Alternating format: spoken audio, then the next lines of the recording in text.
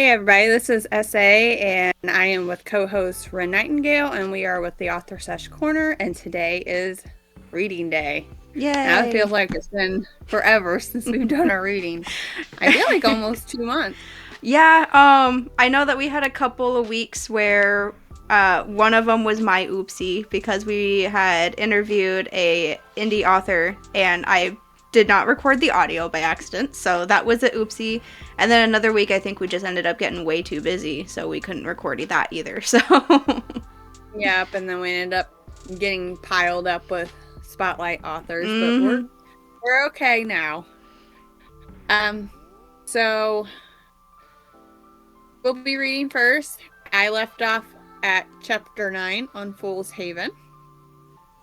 So kind of like where we left off, they're in the middle of fighting the witch at the resort. Alright, so chapter 9, Voodoo. Kinsley bit her lip as she hid behind a wall in the hallway. Brody was further down, dodging different spells that Marge cast. She noticed a small stitched dowel in Marge's dress pocket. She couldn't determine what it resembled, but it looked like she possessed a voodoo doll, like Remy had relayed to Sebastian the other day.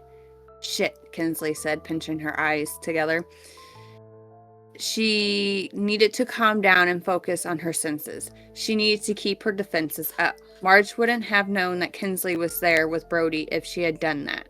Everything happened so fast. They had just woken up. Tanner needed shoes and a coat for Gracie. After giving him whatever she could, Kinsley was in the bathroom when the door busted down.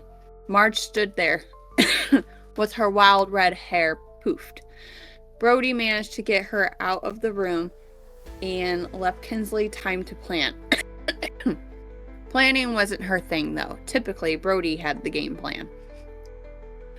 Brody stepped to the side and tilted his head as the woman kept sending magic bolts at him. Brody needed to keep Marge busy, away from Kinsley, and from reaching into her front pocket. He was familiar with voodoo dolls and didn't want to know whose doll she had created. Kinsley wasn't one to reckon with, and neither was he. They should have expected as much to happen when Tanner snuck in to grab items for Gracie. Brody decided he was annoyed enough to focus his energy on the space between his hands. He formed a metal spear and held it in the palm of his left hand. He took his right hand and flicked the spear toward Marge's forehead. The spear stopped before Marge's forehead and dropped through the floor, leaving a hole. That was a cheap shot. Marge shoved her hand into her front pocket. Brody shot another one at Marge's hand in panic. Ouch! Blood trickled on the surface of her hand. Cheap shot or not, still got you, didn't I? Brody frowned. The situation was getting extremely complicated. I almost feel like you're trying to prevent me from grabbing my doll, Marge said, tilting her head and smirking. Brody flinched, but realized his intentions weren't precisely shrouded. What if I am? Is that a problem? Marge pulled out the voodoo doll. Nothing you do is going to prevent the outcome. It's already been cast. Marge smiled. I'm guessing you weren't aware of this? Brody knew nothing about voodoo background, only more about what it was. Still, he knew his agenda was to destroy the doll. He had to destroy not only the hex, but also the object of her magic. He had yet to figure out the source of her magic as Marge wore a variety of jewelry decorating her body from her face to her neck to her wrists to her hands. Doesn't matter. His eyes flitted between the different jewelry. I see. Then why prolong? Why don't we just get this little parade over with? Marge grabbed the doll out faster than Brody could comprehend. Instantly, his body froze. What the fuck did you do to me? Brody growled through clenched teeth. He tried with every ounce of his strength he could muster to move, but he couldn't flare a nostril on his command. Oh my, such language. Marge rolled her eyes. I now can control every aspect of your body, she said as she sauntered toward him. She placed a hand on his shoulder, slowly circling to marvel at him. Anytime I say a command, you obey, she whispered into his ear, her hot breath physically making his body shudder. He could tell he was losing control more and more as she circled him. Marge stood beside him and faced the opposite direction. She glanced at the ribbon in Brody's hair that kept the bun on his head. She reached up and gave the ribbon a yank as his long dark hair cascaded down, hitting mid-back in waves. Now that's a look, Marge said, stepping back. Brody fought tooth and nail not to lose that last thread that linked him to his mind, to lose his sanity to her. Kinsley felt a power shift, and since Brody's power dissipated while Marge taunted him, she took a deep, shaky breath and closed her eyes. She made a sign with her hands as she focused her chakra energy. Once Kinsley felt her chakra resonate throughout her entire body, she opened her eyes, her irises changing from blue to black. She pushed herself off the wall, walked beyond the corner, and stood in the stretch of hallway facing Brody and the witch. She tried to conceal her fear as she saw Brody stiffen at something Marge said. "Ah, you've come out to play. Now, I can't put my finger on it, but something seems different." Marge placed a hand onto Brody's shoulders. "No, mine. Not that it'll matter, whatever it is." She lifted Brody's arm and wrapped it around her shoulder as she tucked herself into the side, smirking. Kinsley moved her fingers deliberately, ending with her thumb and pointer finger, creating a circle shape against her mouth, 3 fingers in the air. Infernal dragon's breath. Flames shot in front of her mouth.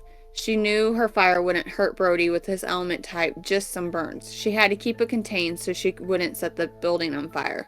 She saw the surprised look on Marge's face, seeing that the witch was caught entirely off guard. That was precisely what Kinsley wanted. After her fire soared toward their direction, Kinsley dropped her hand and sprinted with her arms behind her back toward them. Marge tried hiding behind Brody to protect herself from the flames. Kinsley crouched and jumped over Brody, their eyes connecting briefly. Kinsley almost lost focus until she flipped behind the red-headed woman. She swiftly connected with the witch hard into the side, sending her toward the wall.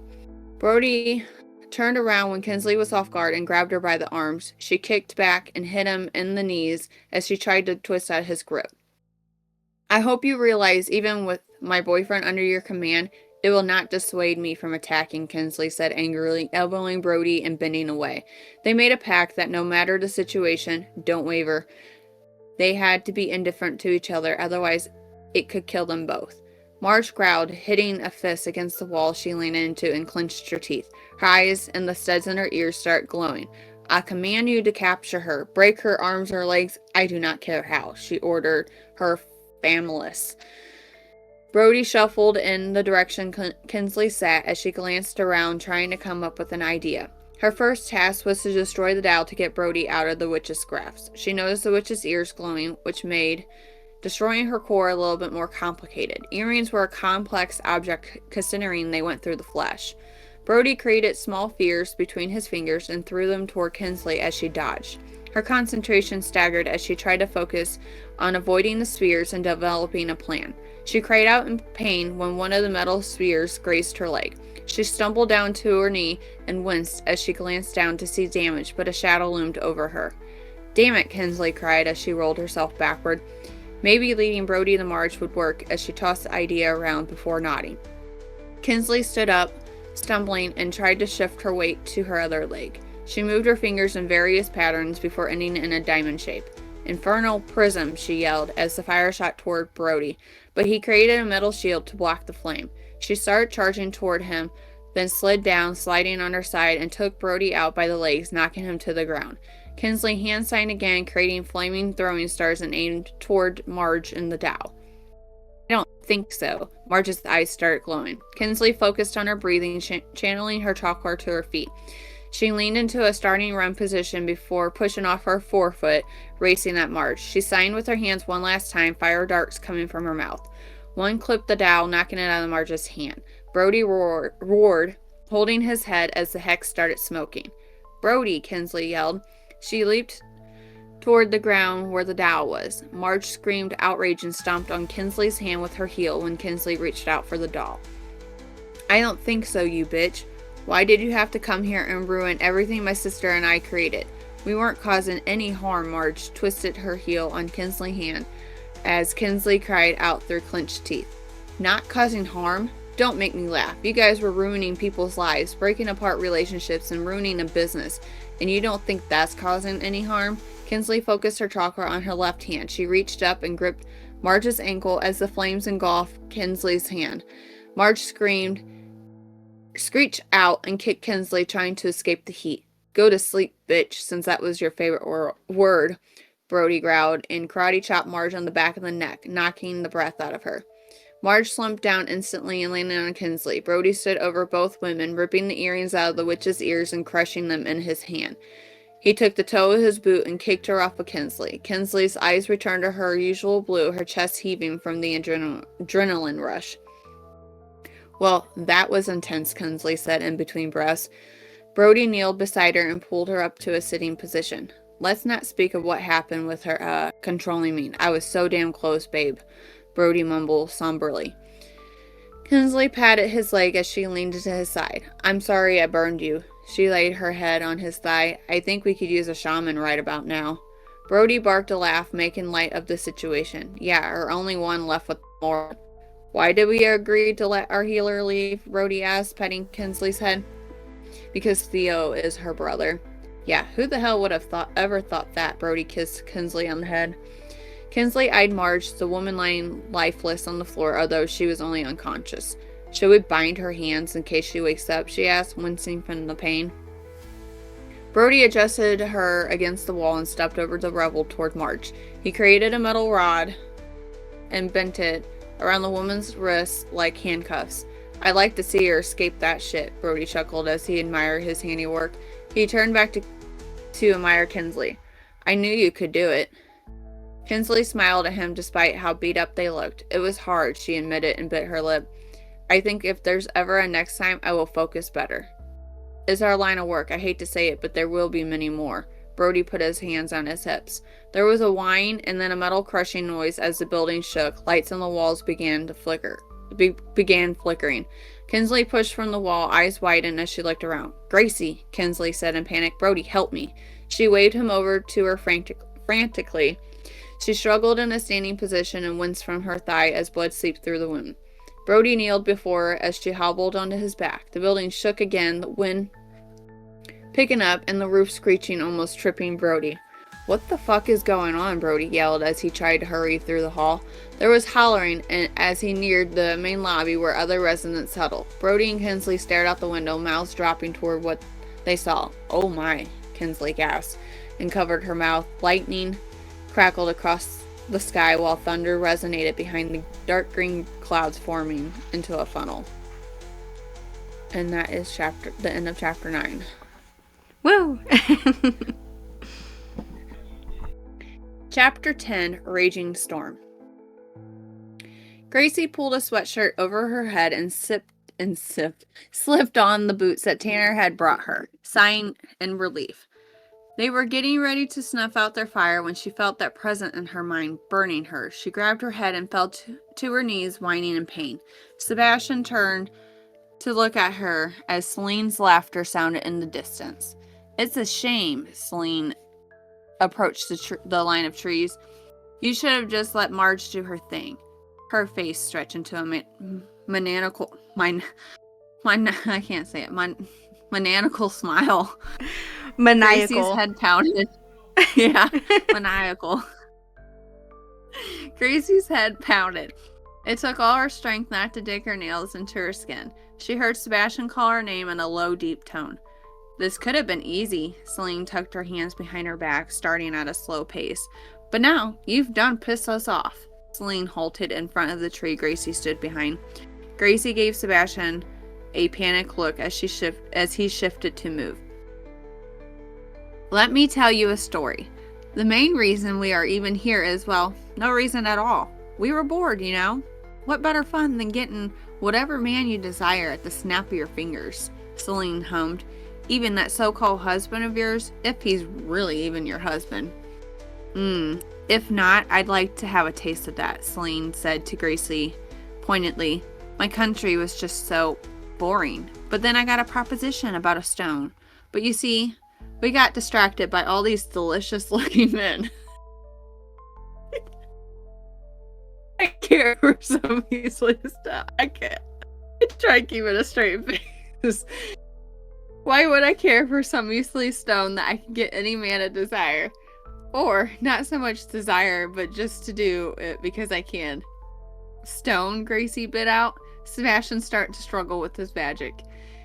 Gracie jumped from the tree he hid behind and raised his hands, catching Celine's attention. Hello. Gracie heard Sebastian curse under his breath. Tanner had no magical ability, just the ability to fight and fly. She saw Sebastian's eyes flit over her with caution. Why, hello there. Who might you be, creature? Celine asked and gave Tanner a swift once-over. That is not important. Tanner kept his hands up in hopes of keeping a truce. Is that so? Celine asked and tapped a finger on her cheek.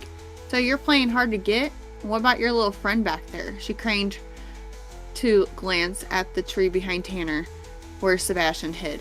Tanner's facial expression remained neutral. I'm not quite sure what you're referring to.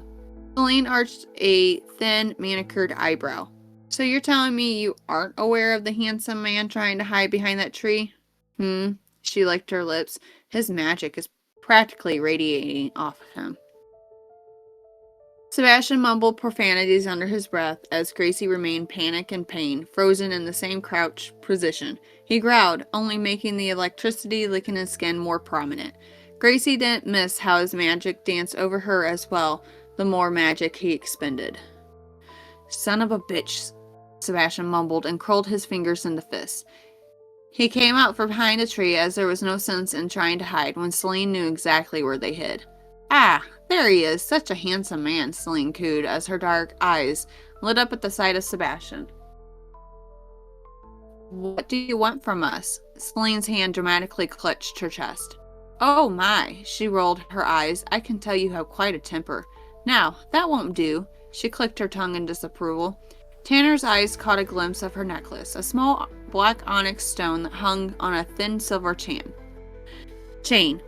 He reached behind his back and grabbed his sphere. He hit the small notch on the side, expending the sphere. Enough. Sebastian turned to look at Tanner. You're no fun, Celine said. Alright, I guess you want to get straight to the point. Fine. Her eyes start to glow like the stone on her necklace. Sebastian, her object, Tanner said. The wind started to pick up and the sky grew dark with green twisting clouds. Sebastian nodded, understanding his electricity would thrive in the storm Celine created. His irises turned from blue to golden as he let his magic take its proper form. Guess we're doing this without Gracie. Sebastian started walking and then stopped to stand beside Tanner. Tanner extended his large wings. The intricate dark feathers reminded Sebastian of an angel. He never noticed the small features on Tanner's wings until now. Apparently so, Tanner agreed, disappointed. Scene break. Sebastian panted, hands curled into fists at his sides as electricity crackled from his body and his magical core, charged by the second with the storm. Tanner stood a few feet from Sebastian as he held his arm and remained silent. Sebastian raised a palm into the air as he felt another strike coming, his arm acting like a conductor. His body grew exhausted from the constant absorption and needed to rest. Are you holding up down there? Tanner yelled, glancing at Sebastian. For now, Sebastian hollered back. His fingertips were starting to char. What should we do? Tanner's eyes shifted in Celine's direction. At this rate, I'm not sure. I think we are meeting our match. Gracie was still crouched behind the tree with her hands over her ears. She tried to tune everyone and everything out. She wanted to focus, needed to focus. But how could she concentrate if everyone was yelling at her? She opened her eyes as the intense wind picked up and managed to ease the pain the witch bestowed on her. She felt the energy, a sinister aura that sent shivers down her body. She crawled to the tree nearest her and leaned over the side, peeking to see what was happening. Sebastian called forth lightning and tried to strike Celine. At the same time, Celine redirected the lightning to the funnel spinning behind her. Gracie's eyes widened at the disaster. Trees toppled to the ground, roots ripped from the earth, and posts from fencing tumbled across the ground. A distant metallic crunch echoed from the direction of the resort, brought in by strong winds. Is she crazy? Gracie whispered. Crawled forward and searched for a dirt patch. After finding one, Gracie rubbed her hand over the surface and cleared it of rubble. She grabbed one of the rocks and moved to the side to write some symbols into the dirt. Upon the heavens, thy cast divine light, she recited, and pressed her hands palm down onto the symbols she wrote in the dirt. Counterclockwise undo the dark and replace with thy divine. A clap of thunder rattled the ground. There was a blackout, and then the entire world lit up. The spell shook her hands, and her vision focused as the light dulled. The raging storm behind Celine evaporated, the harsh winds dying to stillness. I see you decide to grace us with your appearance, Celine called loudly, unfazed that Gracie intercepted her storm. Gracie staggered to a standing position with trembling hands. She saw the state Sebastian and Tanner were in and instantly felt guilty. She didn't respond and ignored Celine as Gracie shook her hands at her sides, trying to rid the jitters. Celine started walking toward her and Sebastian peered before Gracie, shielding her as Tanner dropped down beside them. Are you able to fight? Sebastian asked and kept his back facing her. Gracie took a moment to gaze over Tanner's beautiful wings before answering yes. She reached out and lightly grazed a wing. A jolt ran up her arm as she made contact, causing her to stagger back, holding her hand. What the hell was that? She whispered, staring wide-eyed at Tanner's wings. Tanner flapped his wings harshly. The necklace, Tanner said. I'm not the fellas who created that or the bond with you, so the shock was a warning. Gracie grabbed the necklace and curled her fingers around the stones. A warning? We do not have the time for explanations right now. Just focus on the matter at hand and I promise to explain more after we survive this, Tanner said and glanced at her. Gracie bit her lip and nodded. Tanner was right. They were constrained by time. Why do you protect her? I can rid you both with just a snap of my fingers, Celine threatened, holding her hand up.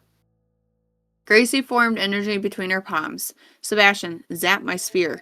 He reached a hand behind him without questioning with a charred finger pointed at her. She moved slightly to align with his finger. Now, she whispered. He shot a bolt of lightning from his fingers at the sphere. His magic danced with the divine light from which the sphere was created. The sphere grew and Gracie closed her eyes once it reached its maximum state. She threw it in the air and served it between Sebastian and Tanner. Sebastian and Tanner scattered in opposite directions, charging Celine as Celine held her hand out and tried to stop the spear. Gracie sprinted down the middle a few seconds after the men, following the spear's path. There was a possibility that Celine would try to counteract the attack. The spear was more of a distraction in a way. She had one more spell up her sleeve, but it was one she was somewhat nervous to recite. Leon and her other bonds had the utmost faith in her. She needed to believe in herself. Sebastian leapt into the air to kick Celine, but she raised her other hand, and he bounced off of a barrier. Tanner flicked and threw knives from an aerial position as Celine reacted quickly to fling the knives away. Gracie caught up to her spear and roundhouse kicked it to give it more momentum. She fell to the ground, landing on her stomach and knocked the wind out of herself. Sebastian skidded back after being ricocheted off the barrier. He extended his arm and supported his elbow with his other hand as he focused magic on the tip of his finger. The energy pulled at the end of his finger until it felt like it would split. He released the power and it kicked him back. Celine still held her hand up to block, but the two attacks from opposing directions forced her guard down. Now, Gracie yelled and pushed herself off the ground to her knees. She put her hands together in prayer and bowed her head. Thy third eye open, awaken to thee, heavenly body, lend your angelic hands to me. Let thy erase all darkness and replace it with divine light and the Holy Spirit I command. Gracie's core burned as she recited the passage.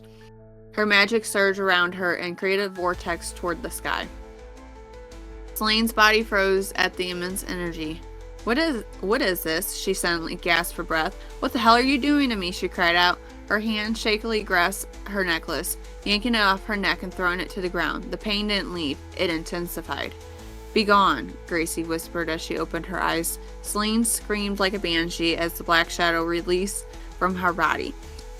Sebastian growled and covered his ears as he leaned against a tree. Tanner dropped instantly from the sky with his wings wrapped around his body to shield him from the waves of Celine's screams. Gracie tried to maintain her composure, her ears popping, and felt a trickle of something warm stream down the side of her neck. Tears brimmed her eyes from the intensity and pain as she put everything she had into that spell. The black shadow that resided within Celine's soul evaporated in the divine light from Gracie's spell, pulsating through everyone's mind. Gracie fell forward to the ground, kicking up a little dust as debris stuck to the crimson blood smeared from her ear down her neck and collarbone. Tanner opened his wings in the silence, carefully stepping over to the necklace. There was a crack in the stone. He took the heel of his boot and stomped firmly onto it, twisting and hopefully shattering the stone for good. He then glanced at Celine's pale white face, her eyes wide open. Sebastian pushed himself off the tree, his ears ringing slightly from the scream, as he stumbled his way over to Tanner and stopped before Celine's head. "She's passed on," Tanner commented as he squatted and closed Celine's eyelids. She had something much darker living in her soul. "Don't we all?" Sebastian said, raking his burnt fingers through his hair and wincing. Tanner nodded, agreeing as he stood back up. "I can't deny that statement. We all have our demons." They turned in Gracie's direction to see her lying face down on the ground. "Let's hope her demons didn't get to her." "Gracie," Sebastian called out her name in a panic and raced to her. He placed a hand on her upper back as he crouched, releasing some magic to dance along her back. "I knew you could do it." "Am I dead?" she asked with her eyes closed. Sebastian chuckled as his hand remained on her back, allowing his magic to dance a bit longer. "Close, but no." Tanner crouched beside her head, noticing the blood. "How are your ears?" "Your right ear has a significant amount of blood trickling from it." Gracie opened her eyes. "They hurt, that's for damn sure, and you both sound very far away, but I don't think I lost my hearing," she answered in a mumble. "Did we win?" "Yeah, we won," Sebastian said, glancing around. The damage was rough and severe. Thankfully, the resort hadn't collapsed, but Celine's storm had inflicted heavy external damage to the land and resort from what he could see over the fallen trees. Sebastian removed his hand from Gracie's back. "Looks like we need to call the militia patrol," Tanner said, pulling out his device and walking away. Sebastian stood up as Gracie rolled onto her back to stare at him through blurry eyes. "So, why did you bring me on this job again?" she asked. "Because I could have died." Sebastian laughed. "But did you die?" he asked, grinning. Her eyebrows scrunched together. "Well, obviously not." She sat up and raised a hand to her right ear. "Thanks." She winced and groaned through clenched teeth. "You shouldn't be thanking me. If it weren't for you, we would have lost. You realize that, right?" His eyes roamed her body, concerned. "Are you okay?" A slight breeze picked up and whipped Gracie's messy hair. "There are typically only two choices to a fight. You either win or you lose. Sometimes there's a truce, but because of the equal amount of power," Gracie said, watching Tanner in the distance. "And I think I'm okay. Thanks." There was no way we were on equal grounds with her. We could only get the upper hand once she joined in, and we worked as a team. It was a team effort, but a team effort that gave us the advantage. Hell, I can't spellcast. I can cast small barriers, but that's it. Tanner has no magic. My magic is that of the element of electricity, static, whatever the hell you want to call it. That was a witch possessed by a demon with intentions to kill. Don't praise me. If he hadn't stepped in, my magic would have destroyed me. Her storm created too much electricity. My body couldn't keep up, Sebastian said, holding the palm of his hand up. That wouldn't have happened if her spell hadn't gotten me again, she said quietly. I let my guard down, which fucked us. But you still overcame and saved our asses. Sebastian, please don't. She stood and wiped the dirt from her pants. Accept the thanks, and we can move on. We don't have to talk about it anymore. Fine. You're welcome. They returned to the front part of the resort when the militia patrol arrived. Bonnie had taken no time getting them there, and the entire incident was sorted out. Celine was taken on a stretcher with white linen covering her body from head to toe. Marge awoke not long before the guards arrived, but remained silent. She accepted her fate as she walked out of the front lobby, her eyes catching Gracie's. Gracie pursed her lips as she watched Marge's back, the patrol shoving her down into the travel vehicle seat. Gracie turned her back toward the resort and headed to the lobby where Brody leaned against the door watching her. You alright? He asked, giving her a once-over. Gracie nodded. Still kicking. I hope those burns don't scar her. She tilted her head. Brody dropped his arms to his sides and shrugged. If they do, they do. We had to do what we had to beat that bitch. How is she? Gracie asked. I haven't seen Kinsley yet. Brody grinned at her, facing the same direction, throwing an arm over her shoulder and squeezing. She's kicking. There's a medic here, nothing like our Cassie, but she's patching her up now. Her leg and hand got injured pretty good. I'd have them look at at those ears of yours. Yeah, maybe, she answered as he led her into the resort. You did well, a voice called behind Gracie, stopping the duo. Gracie felt a slight tug as Leon stood behind them with a tired look. I knew you could do it, my lady, he bowed. Leon, Gracie knocked Brody's arm off her to rush over to Leon, wrapping her arms around him in a hug. I did it, she whispered into his neck. She pulled back, sniffling, and wiped the tears escaping with the heel of her right palm. I always knew you could do it. You were too scared and didn't trust yourself. Leon linked his arm with hers. Brody gave Leon a nod as the three start walking further into the lobby where the militia patrol and other patrons were stationed. I had a reason, she said quietly. Brody led them to an unoccupied lounge chair, pushed Gracie down, and looked to see if he could spot Tanner or Sebastian. Leon walked over to stand before the window to examine the damage. Now you don't, Leon answered. Gracie rolled her eyes as she leaned back into the chair and closed her eyes to rest.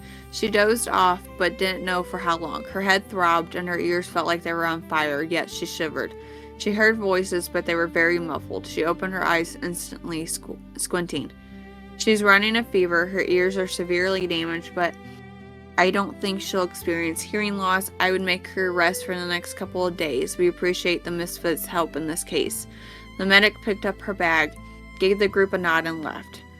I can't thank you enough, Bonnie said. Thankfully, the damage was minimal, but you guys are more than welcome to recover here for the next few days before heading home. I can help clean up, Tanner offered, walking up and joining the group. Bonnie nodded, mouthing thank you. I would appreciate that very much. I'll help in between babysitting Gracie, Sebastian offered. Gracie glared at Sebastian before he noticed she was awake. She didn't hear his words clearly, but understood what he said. Somehow, in the end, the problem always led back to something with her. She saw Brody notice her, his face lighting up with a huge grin. That woke her up, Brody said laughing. Gracie flipped him off. She opened her mouth to talk, but the motion caused her ears to hurt more. Her hands flew up to her ears as she released a whine. Did the medic leave her any painkillers? Tanner asked Sebastian. He shook his head as Tanner turned to look for the medic. With the damage that happened to your original room, we are relocating you to a different floor, Bonnie said, extending her arm with the key. Truly, I can't thank you guys enough. I'm so sorry for how tough this job ended up being. Stop apologizing. We accept these jobs knowing full well the outcome could be messy, Sebastian said. We will do whatever we can to help clean up the mess. Bonnie smiled through her tears, nodding. Thank you. Scene break. Sebastian transferred his and Gracie's items to their new room. The view wasn't as glamorous as he imagined, listening to Gracie whine about it. Aside from that, it resembled their old space with different color room decor. Gracie's fever kept rising and falling as Sebastian alternated her medicine, fighting with the ill-ridden woman. Half the time, he wasn't sure she even knew what was happening. His fingers hurt, and he kept his hands wrapped, careful not to release any magic through his hands. It was easier said than done. The resort was in dire need of repairs, and the outside was in need of a good cleaning.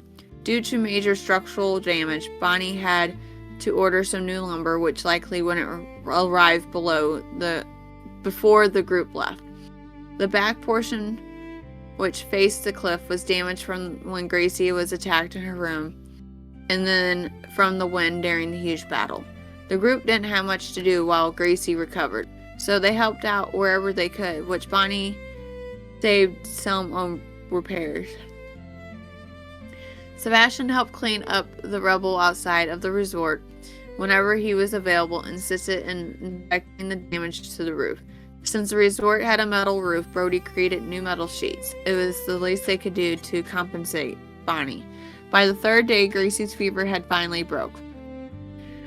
Sebastian had called the orphanage to give his father an update. His father was concerned for Gracie, wanting to come out to the resort immediately, but Sebastian persuaded him to remain and wait for their return. Sebastian found that Kinsley's thigh would be fine, but her hand suffered some nerve damage from Marge's heel. Deep in thought, he dozed in the chair when a pillow smacked him square in the face. "What day is it?" Gracie's voice croaked. Sebastian tossed the pillow to the floor and sat up, rubbing his hand down his face. "It's Thursday." He watched as she looked down and thought. "So you're saying I've been out for 4 days?" She asked in panic. Sebastian nodded, stood, and popped his back. "You were really sick, Gracie. Don't be griping." Sebastian walked to the window. "We got a lot of cleanup and repaired. We can leave tomorrow as long as you are well enough." Gracie sighed. "I see." She looked around, noticing the room was different. "Where are we?" "They relocated us to a different room since ours got destroyed. I went and collected whatever wasn't ruined by Celine. Your stuff is in the corner over there." "Guess you don't remember. You complained the new room was ugly." "Must have been the fever, thanks." She slowly climbed out of bed. Her legs wanted to collapse underneath her. She gripped the bedding to keep herself from toppling. "It seems I have sea legs." Sebastian turned around. "Would you like help?" She nodded. He walked over and wrapped an arm around her waist as she wrapped an arm around his back. "I feel like a child," Gracie whined. "Don't act like one." Gracie smacked him with the arm wrapped around his back. He chuckled at her non-threatening smack. The rest of the day passed in a blur for the pair as they remained in their room until Gracie went to see the repairs Sebastian, Tanner, and Brody had done. She was pretty impressed with their handiwork on the roof, but wasn't surprised it looked terrific. Brody was good with metalwork. She visited Bonnie and then with Kinsley and Brody. Day turned into night and the night into morning for a new day. They glanced over the room and made sure they had everything. Gracie shoved cotton balls in her ears since the cold air and breeze agitated them, not to mention the pressure change. "You ready?" Sebastian called by the door and watched the sad look fall over her face. "Yeah, let's go home." She frowned, taking one last look at the room she wished she could have enjoyed, even though it wasn't the original room they had. Scene break. The train pulled into the station of Ehved and the whistle blew as it came to a complete stop. Gracie stood up quickly and dodged the group as she hurried out. She realized she may get lost in the throng of people if she rushed and kept some distance between them. Brody would be too busy trying to help Kinsley, and Sebastian would need a minute to shake off the motion sickness. It didn't stop them from yelling her name. She practically jumped out of the door and ran across the platform to the stairs. She heard Sebastian yell at her, and it only made her turn into a jog. She knew she would need to apologize to him eventually, but she needed space. After a while, the throbbing in her head and ear became unbearable. She slowed her pace to a walk when she was almost back home. She avoided going to the orphanage, not bothering to check in with Dunlap. Why would she? Sebastian relayed the details and events. She glanced over her shoulder and saw no one followed her. She sighed thankfully and knew Sebastian would understand. Once inside, she closed the door and leaned against it, closing her eyes. The fight with Celine was replaying in her head over and over to the point it made her feel nauseous. "Guess I am that oblivious," she mumbled to the silence.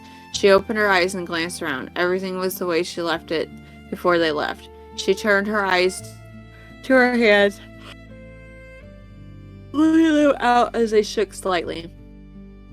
She successfully used her divine magic and wasn't sure if that was a good idea or a bad omen. Anytime she used her divine magical core, devastation came behind.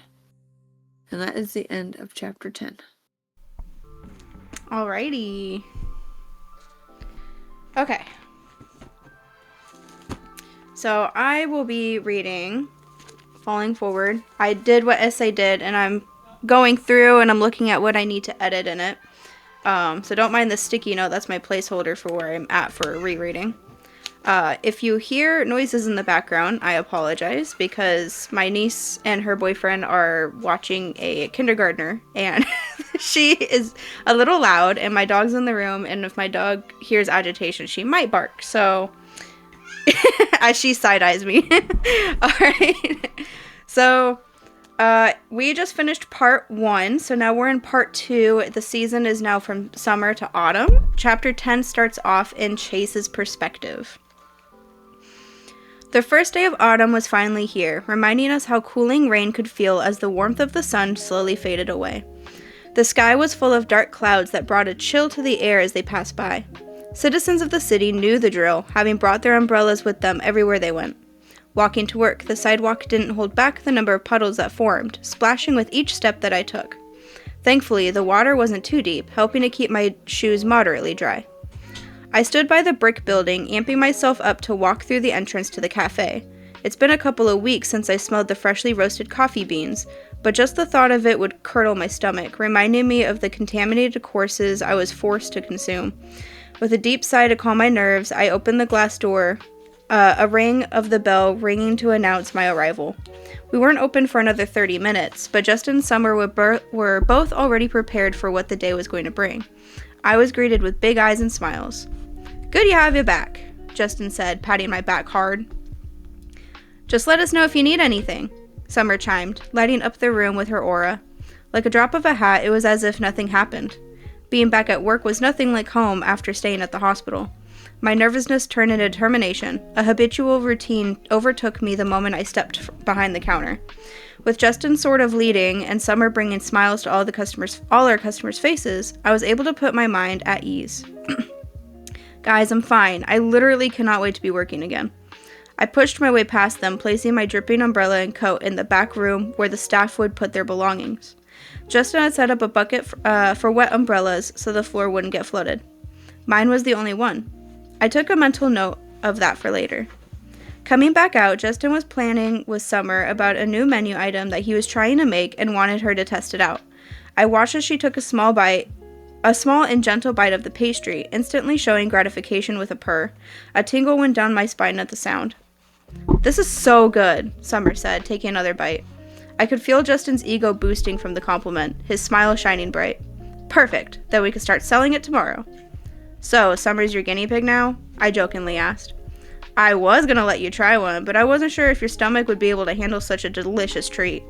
Justin always had his comebacks. At first look, anyone would assume he was part of one of the famous motorcycle gangs of New York.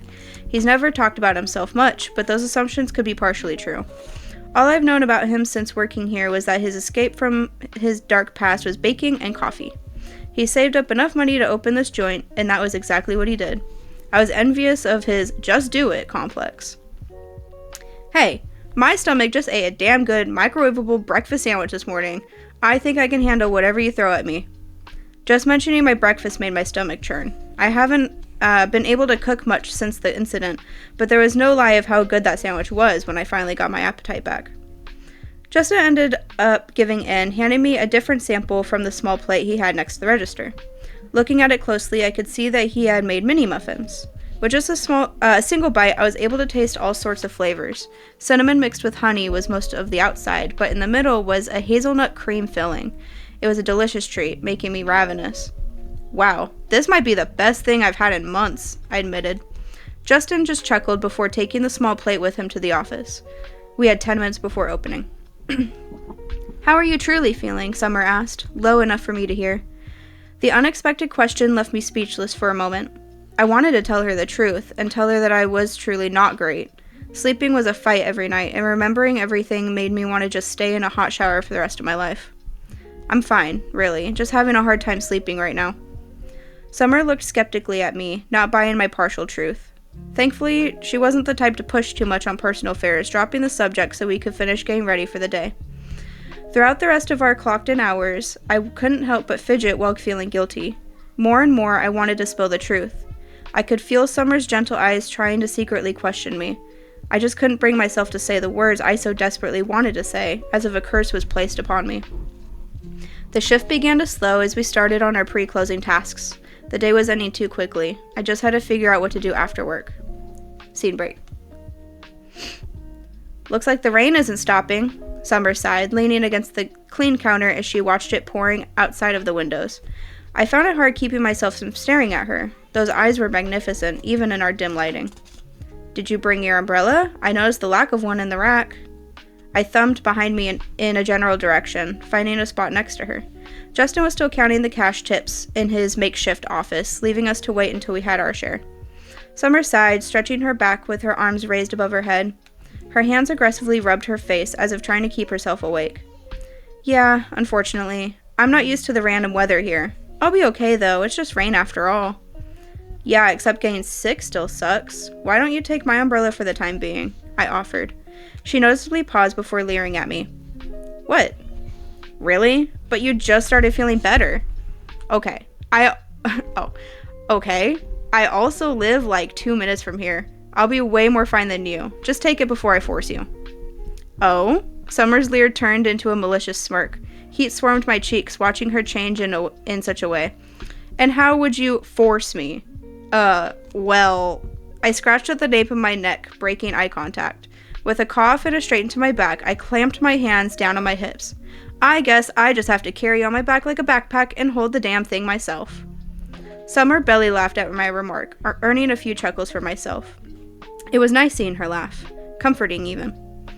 Alright, you lovebirds, here's your tips for the day. Now buzz off so I can do my manager duties. Justin approached us, holding 2 thin stacks of bills between his hands. Summer questioned his manager duties while I gasped at the lovebirds remark. We took our portions of the tips, but I continued holding my breath while shoving the bills in my back pocket. Summer found her purse, gently folding her portion into a small square wallet. Yes, I have manager duties. What, you think I just live here or something? Justin growled, looking between us. Well, sort of, I said, smirking at him with a change of thought. He pointed a finger at me before Summer interrupted what he was about to say. Thank you for letting me try your new recipe, Justin. I'm going to head home now, alone. Summer eyed me when saying the last word, a smile crossing her lips as she went for my umbrella. Let me know if you need me to try anything else. Oh, you're just a peach. Of course. You are one of my trusted testers. His voice lightened as a light aura floated around him. Justin was always a different person when it came to Summer. I envied how casual he could be with her. We watched her walk out, waving with a small smile before opening the umbrella to combat the rain. I watched as she left my field of vision before feeling a hefty hand pat my shoulder. You doing all right, man? Justin asked. Yeah, just a little, I don't know. I sighed, looking along the counter. Summer was particular about her cleaning and rarely left a single crumb. Summer's a sweet girl, ain't she? I nodded, feeling my blush make its way up to the tips of my ears. He must have noticed, chuckling behind me. Get home, get some rest, and let's see if we can have a decent day on your next shift. You were kind of slacking a bit today. Justin stepped away, making his way to the back room. I smoothed back my hair, imagining how soaked I was going to get stepping out into the waterfall of rain outside. There was no way I was about to go home right now, not with how my anxiety was jumping all over the place today. I needed to find something else to distract me. With a few taps on my phone, I planned my temporary escape. Scene break. Hey Chase, how's it going? Ryder and Dominic met me at our usual bar, having found a decent spot in the back of the establishment. It's going, I answered, slowly sitting down as they stared at me. A weird feeling started to grow in me being back here. Regret kicked in. How was your first day back at work? Dominic asked. It was busy, but it was nice finally feeling productive. The boss is as annoying as usual, but much less today than normal. Summer was very helpful too. I've heard that she's been the one bossing the boss around. Ryder laughed as he said this. Now thinking about it, I did see more confidence in her than before. Justin must be wrapped around her finger, but he was the type to be submissive to pretty women. Summer was more than that. Then it clicked for a moment. How would Ryder have heard about that? How would you know? I could feel both sets of eyes examining me. Oh, Kim and I have been talking a lot more, that's all. Ryder's expression turned bashful, almost embarrassed. You and Kim talking? What, is that a sin or something? Lay off, man, she's cool. Yeah, but you should see how he smiles like a teenager all over again when he looks at his phone. Dominic gave Ryder a nudge like an older brother. I gave a small chuckle before cravingly gulping down a shot of whatever the guys ordered for the table. Are you alright, Chase? Dominic lowered his voice, just as Summer did when she asked the same question. Why is everyone asking me that? I said it was fine. Anger boiled deep inside, the steam about to burst out of my ears. I had to control myself. We've just been worried about you since you got released from the hospital. You haven't been really talking to anyone, so we just want to make sure you don't need help with anything. Help with what? I knew exactly what Ryder was talking about. All the items that Brandy left were something that I dealt with alone. The police wouldn't allow her to come back into my apartment to grab her things, so her father showed up in her place. I unfortunately had to be there while he collected the listed items while ridiculing me and the situation I put myself in. I would have rather listened to nails on a chalkboard for a week. You know, we do have the meeting with the label company coming up. We just want to make sure you will be all right when the time comes, Ryder mentioned. I'd completely forgotten about the meeting with the label company since everything happened. That made my stomach feel tighter. I'll be fine. Just make sure that we have our ride there. Well, if it isn't our miracle child. Richie's voice bellowed across the bar as he entered, late to our meetings as usual. Hey, Rich, took you long enough, Ryder snarked. Richie shot him a warning glare before sitting down, choosing the open chair next to me. He patted my back hard enough to make me lose my breath. Man, it's good to see you, even if you still look like a ghoul. Oh, did you add a new word to your dictionary? There was always something about him that helped me let down my guard. It was as if his aura opened people up like they were just a book on the shelf. Ouch. The rest of the band members laughed at my remark. You know, I've been working on a new song if you want to read the lyrics. I wanted to confirm it with you since it kind of hits close to home. Richie placed a pile of scribbled papers on the table in front of me. Just from a glance, I could see why he had said that. The lyrics were about feeling trapped and not being able to escape. I almost cringed at the thought of singing them, but I couldn't bring myself to tell him. I could start practicing them tonight. I grabbed the lyric papers while the rest of the members grabbed their music sheets. They examined the notes carefully, trying to hear the melodies in their heads. I couldn't bring myself to do the same. Not yet. I like it, Ryder sighed with a nod. I agree, but the song is a bit out of character for us, isn't it? Dominic placed his paper down, leaning back in his chair as he thought. I grabbed Richie's sheet, knowing how to read guitar notes. It had some moments in the song that would drone on and slow. It wasn't a piece that we would normally do. This isn't your usual way of playing, Rich. The lyrics are fine, but the song seems almost somber, I added. Yeah, I know, but hear me out. Richie sat up straight, preparing us for whatever he was plotting. I think that we could have a mix of songs once we start making an album. I mean, when you listen to other artists and bands, they will switch to a different tone occasionally, depending on what they're singing about. We always play the same notes that have almost the same rhythm. I guarantee that whoever our producer is going to say the same thing. We pondered this for a while, realizing the amount of truth that he had said. Richie wasn't always the brightest of our bunch, but whenever he had an idea, it made a lot of sense. Well, first, let's do the meeting and then go from there, Dominic said. When do we meet him, I asked. Supposed to be on Thursday at 3 o'clock. You can make that, right? Ryder asked me with sincerity in his eyes. I should be able to. I'll be off of work by 2. Great. We'll make sure to grab you up right after then. After a couple hours and a few shots down, I finally felt confident enough to head home. The sun already set as the nights were getting shorter, the breeze feeling a lot cooler, but the alcohol kept me warm. I wasn't used to the weather here yet. Back home, the summer lasted until October.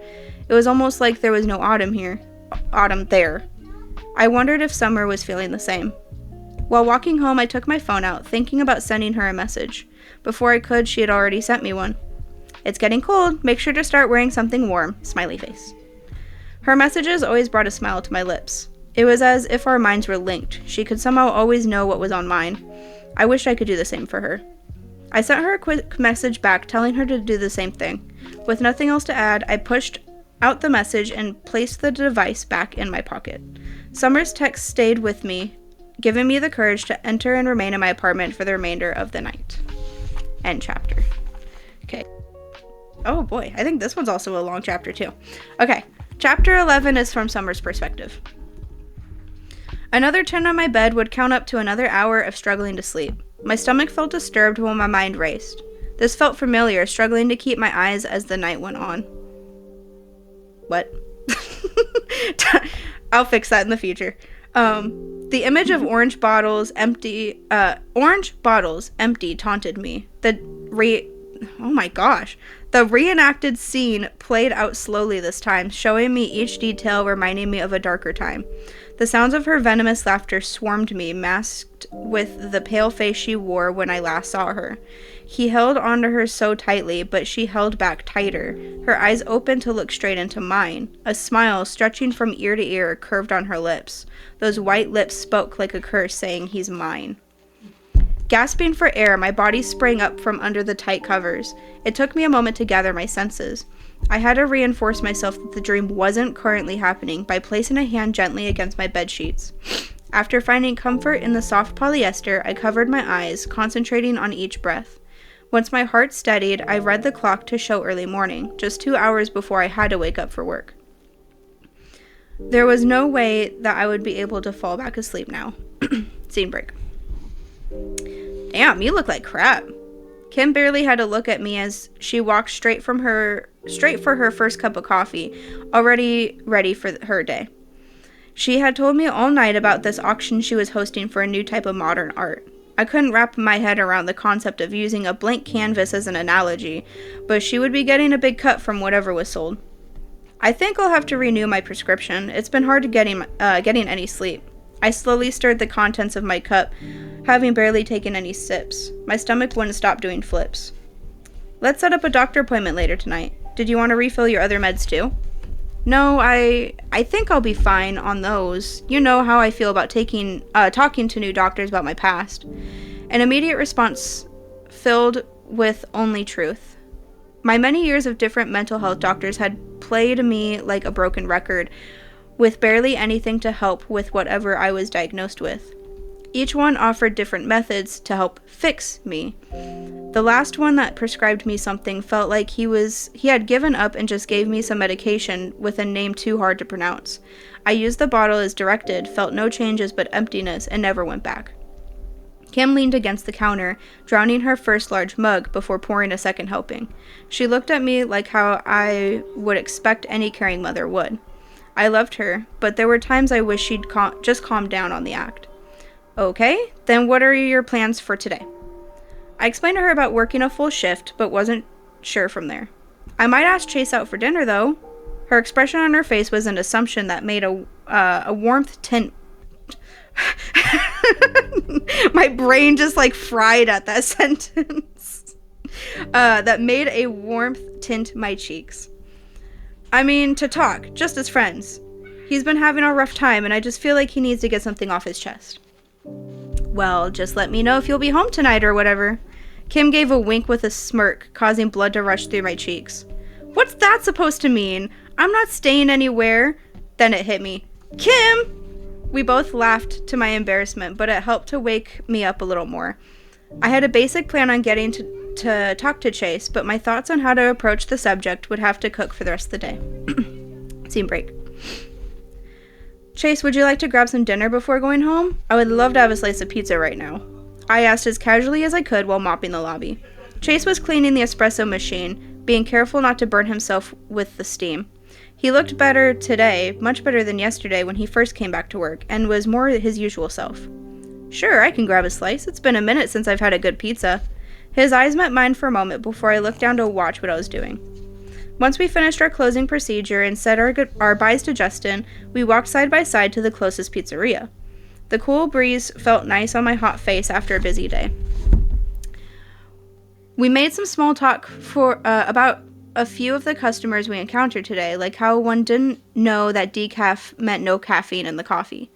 My heart pounded as I sat across from him at the establishment. This face-to-face confrontation was outside my comfort zone, but Chase was my friend, and I had to know what he's been feeling. So, I'm assuming you wanted to talk to me about something? He started, looking at the menu before me. I could feel my throat clench. A small cough loosened it a bit. Well, I mean, yes, but also, it's just been so long since we've just spent time together.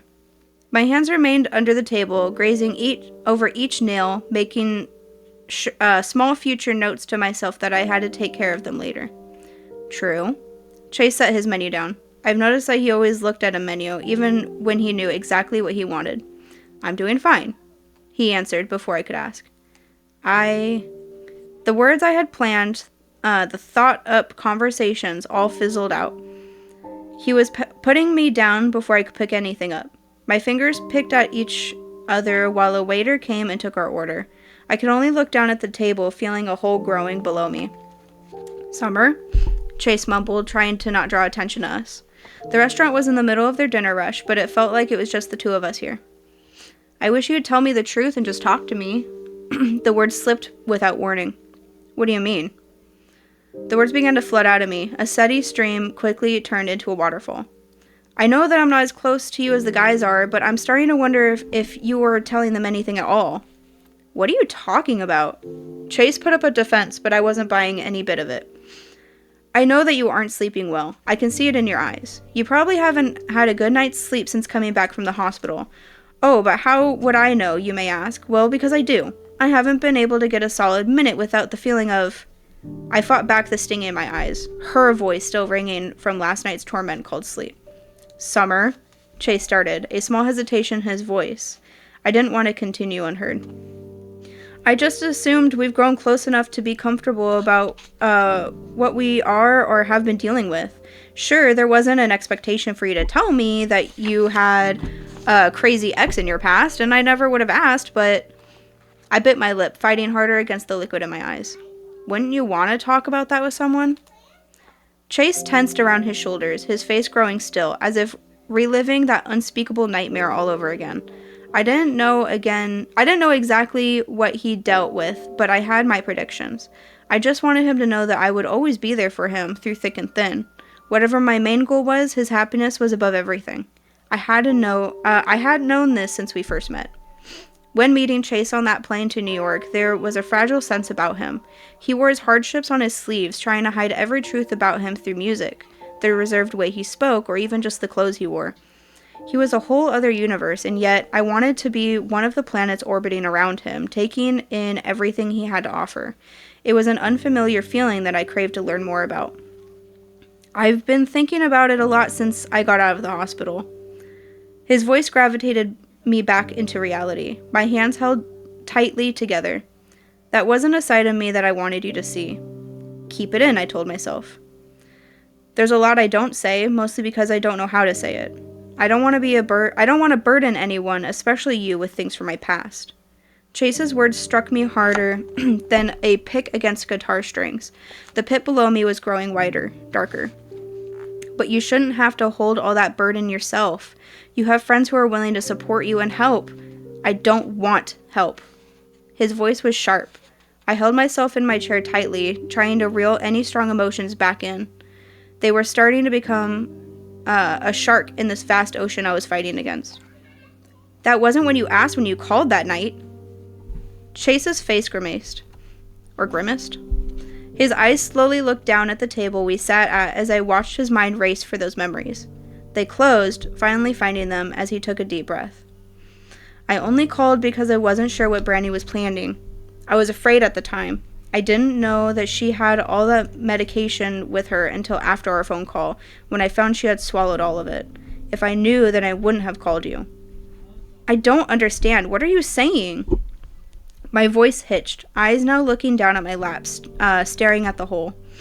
I'm saying that if you want to know more about me and my past, then I need to know that you can handle it. When you walked into my hospital room, I saw your face, Summer. Your eyes were so red from crying that I realized then how much burden that was put onto you. I refuse to do that anymore. His eyes met mine for a second before flickering away once again. Look at me, I thought. Was that all just one big nightmare? Was I not the right person for him to call a friend? Look at me. The voice I fought years ago crawled back into my head. The tears finally surfaced, leaving a trail down my reddened cheeks. Why won't you look at me? If he was still talking, I couldn't hear him anymore. The ringing in my ears was louder than my feet that led me out of the pizzeria, down the streets, and who knows where. You are worthless. After meandering around until my legs ached, I finally came to a stop, staring out to the city. The evening was arriving early today. I felt empty. And that's the end of the chapter. Aww. It's starting to get dark. Part. I know, it's going to get dark, and I'm like excited, but I'm also sad. All right, well, is there anything we wanted to comment on it? I know that I have quite a few edits to go through, so that will be my goal for the next couple weeks. You want to tell people you have a branch off? Sure. So there's this random cool little blue sticky note just in the middle of my book. And that was in the last recording when I was like, Officer Peters and Officer Wilkes. That would be a really interesting story. So for all of December, I think it was end of November, all of December, I finished the first draft of their story, which is based in the 80s, called Northwood Divide. So I've been working on that, and I'm wanting that to come out mid to late summer, but we will see based on timing and if I end up getting busy with events or anything like that. So I'm trying to put updates on social media a little bit more about it just to kind of give hints of what's happening with it. But yeah, so that has been in the works. And I'm so excited for it. Yes, because it's a crime thriller, which is something that I love watching. I've read a couple books in crime thriller, but I haven't written any crime thriller myself before, so this one was it was very interesting. So much research for it, because I'm not familiar with, like, 80s technology and everything. So that was pretty fun. Sorry. It's okay. Okay, is there anything else we wanted to add? Well, book 2 of the Haven series, Wings Havens, in the editing stage, it's completed for first rough draft. Yeah. And hopefully it should be going out to you guys this week. Yes, I'm so excited. Yes, I get to be a beta reader for SA. So, all right. Well, I believe that's it. Next week, I believe we are just doing open mic session, talking about a little bit about our works in progress. So we'll be doing that next week. January, I think, is kind of one of our busier months because we have 2 interviews, because one of them I messed up on for December. So, but otherwise, thank you so much for watching or listening. We upload on Spotify and on YouTube. Please leave a like, share, comment, tell everybody about it. Author Sesh Corner has a account on TikTok. This morning I looked at it. We were at 38 followers. We need to get to 100 to even start doing live streams. But we really want to be able to live stream for aspiring and published authors on that TikTok. So please leave a follow on Author Sesh Corner on there. You could follow SA. My handle on TikTok is s.a.flynn.author. You can find me on Facebook under the same and Instagram under the same. Yep, and I am Wren, I believe it's _ Nightingale, on TikTok and on Instagram, and just Wren Nightingale on Facebook. I do put the tags in the description, so please look at those below. Otherwise, we will hopefully, fingers crossed, see you guys next week. So thank you again so much, and we'll see you next time. Bye-bye. Toodaloo.